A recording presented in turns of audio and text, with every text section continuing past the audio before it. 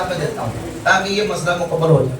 عمر حیات بھائی مسئلہ یہ ہے کہ ایک حدیث بیان کی جاتی ہے، وہ یہ صحیح بخاری کے اندر 740 نمبر حدیث ہے. حضرت سہل ابن سعد الساعدی رضی اللہ تعالیٰ فرماتے ہیں کہ کان الناس یؤمرون ان یدع الرجل الید الجمنہ علی ذراع الیسری. لوگوں کو حکم دیا جاتا تھا کہ لوگ نماز میں اپنے دائیں ہاتھ کو اپنی بائیں ذراع پر رکھیں، دائیں ہاتھ کو بائیں ذراع پر رکھیں.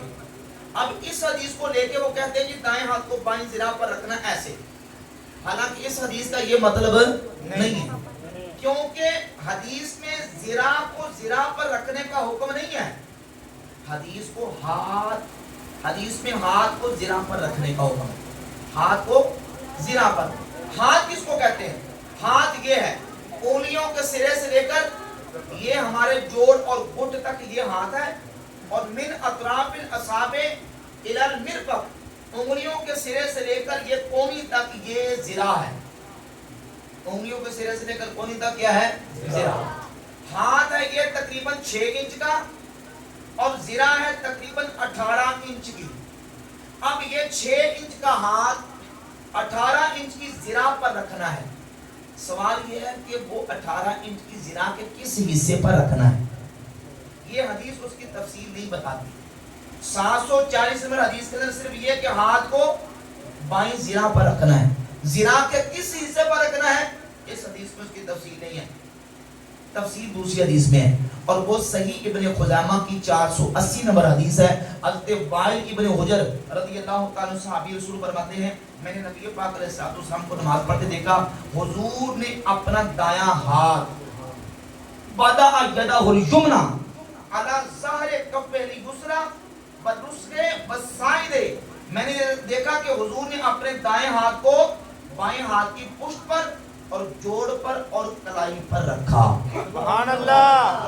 اب دوسری حدیث نے بتا دیا کہ یہ 6 انچ کا جو ہاتھ ہے اس 18 انچ کی ذراع کے اس والے حصے پر رکھنا ہے، یہاں نہیں رکھنا. کہاں رکھنا ہے؟ یہاں. اور صحیح بخاری میں 1198 نمبر حدیث ہے.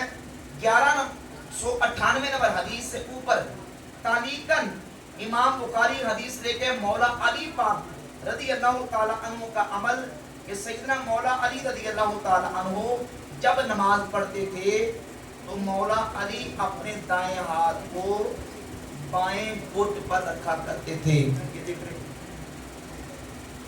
بخاری 1198 سے اوپر ہے.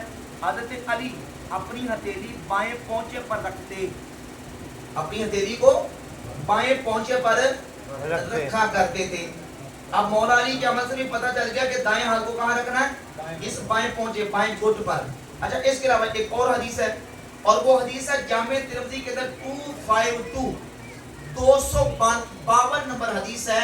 حضرت غربتائی فرماتے ہیں کہ نبی پاک صلی اللہ علیہ وآلہ وسلم جب ہمیں نماز پڑھایا کرتے تھے تو آپ صلی اللہ علیہ وآلہ وسلم یاخذ بشمالہ یاخذ شمالہ بیمینہ، حضور اپنے دائیں ہاتھ کے ساتھ بائیں ہاتھ کو پکڑ لیا کرتے تھے. دائیں کے ساتھ بائیں کو پکڑ لیا. اچھا پہلی حدیث میں کہ دائیں کو بائیں پر رکھا کرتے تھے، اس میں یہ کہ دائیں سے بائیں کو پکڑا کرتے تھے. اب حدیث کے مطابق عمل کریں گے تو ساری حدیثوں کے مطابق دیکھنا پڑے گا. ہم کہتے ہیں ایسا طریقہ اختیار کریں گے جس میں پکڑنا بھی پایا جائے اور رکھنا بھی پایا جائے. وہ یہ ہے کہ اس چھنگری چھوٹی چیچی کے ساتھ اور اس انگوٹھے کے ساتھ ایسے پکڑ لیں اور اس ان 3 انگلیوں کو ایسے اوپر رکھ لیں، پکڑنا بھی پایا جائے گا، رکھنا بھی پایا جائے. سبحان اللہ. دائیں ہاتھ کو اس مقام پہ رکھنا ہے اور اس طریقے سے ہاتھوں کو کیا کرنا ہے؟ باندھنا ہے. اور مولا علی فرماتے ہیں مسند احمد بن حنبل میں حدیث ہے السنۃ وضع الکف علی الکف فی الصلاۃ تحت السرہ.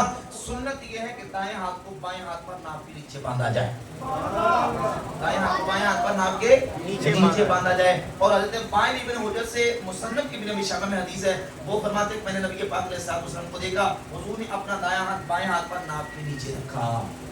سبحان اللہ. لہٰذا بحمد اللہ تعالیٰ یہ مسئلہ بالکل واضح ہو گیا. ہاتھ بھی اس طریقے سے رکھ لیں.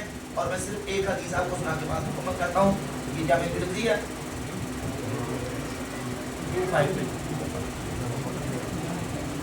رسول اللہ صلی اللہ علیہ وسلم ہماری امامت کرتے तो बाएं हाथ को अपने दाएं हाथ से पकड़ते, बाएं हाथ को दाएं से पकड़ते।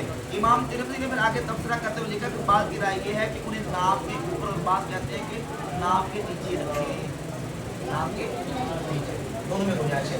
लेकिन ये है कि सहाबा, मौला अली कहते हैं कि सुन्नत ये है कि दाएं हाथ को बाएं पर नाव के नीचे रखा जाए। अल्लाह में मंजूर हो।